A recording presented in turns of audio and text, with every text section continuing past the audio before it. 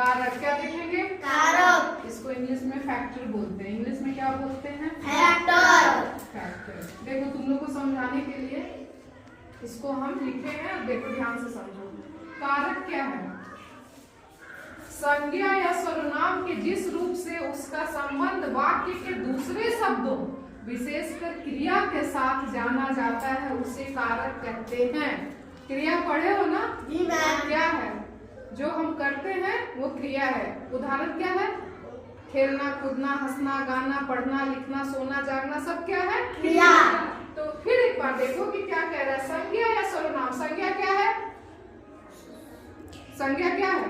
किसी भी व्यक्ति, वस्तु अथवा स्थान के नाम को क्या बोलते हैं? संज्ञा। और संज्ञा के बदले जो आता है वो सर्वनाम। तो ये दोनों के जिस रूप से उसका संबंध वाक्य के दूसरे शब्दों विशेषकर क्रिया के साथ, जैसे राम खेलता है तो राम क्या है? संज्ञा है। क्या कर रहा है? खेल रहा है। खेल रहा है, ठीक है।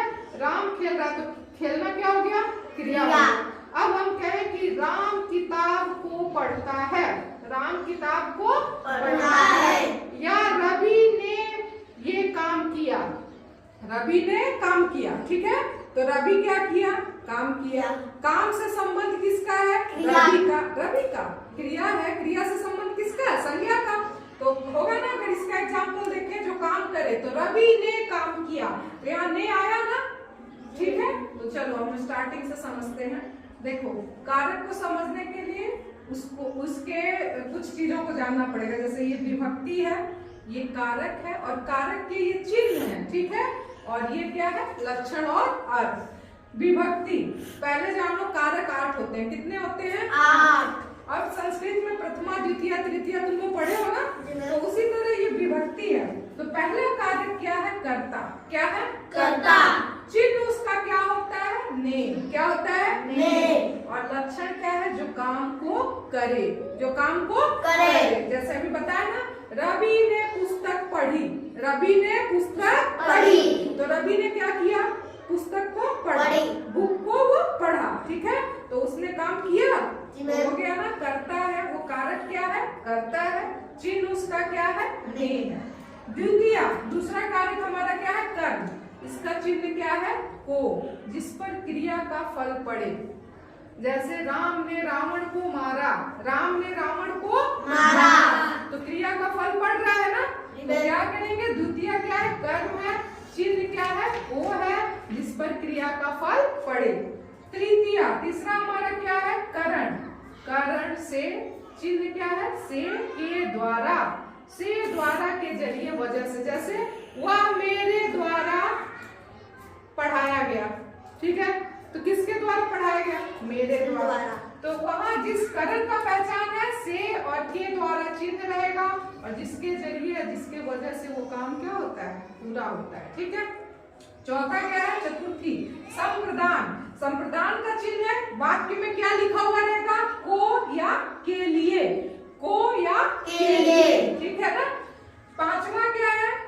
पंचमी, आपादान। से और यहाँ ये देखो चिन्ह से है, लेकिन अलग होने में, यहाँ भी से था ना, लेकिन यहाँ अलग होने का लक्षण नहीं होता है वाक्य में, लेकिन यहाँ आपादान में अलग होने का ही क्या होता है? उसमें ये मान लो कि उदाहरण तुमको अलग होने का दिखाई देगा। जैसे पेड़ से पत्ते गिरते हैं, पत्ता पेड़ से अलग हुआ, अलग हुआ ना, तो उसको से, उस कारण, वहां पे उस कारक को क्या कहेंगे? आपादान। और जहां अलग होने का नहीं भाव मिले, उस कारक को क्या कहते हैं? करण। उस कारक को क्या कहते हैं? करण। तो आपादान में हमेशा क्या होगा?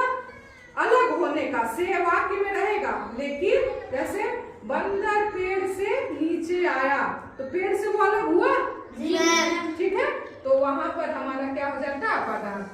छठा, षष्ठी या विभक्ति, और कारक क्या है? संबंध, और लक्षण, उसमें चिन्ह क्या है? का, के, की, जिसमें संबंध का पता चले, ठीक है, जिसमें संबंधों का पता चले, और वाक्य में चिन्ह क्या रहेगा? का, के, की। सातवां, सप्तमी, विभक्ति सप्तमी, कारक अधिकरण। अधिकरण में और पर रहता है वाक्य में, और जिसका लक्षण रहता है के भीतर या के अंदर, के भीतर या के अंदर। 8वां क्या है?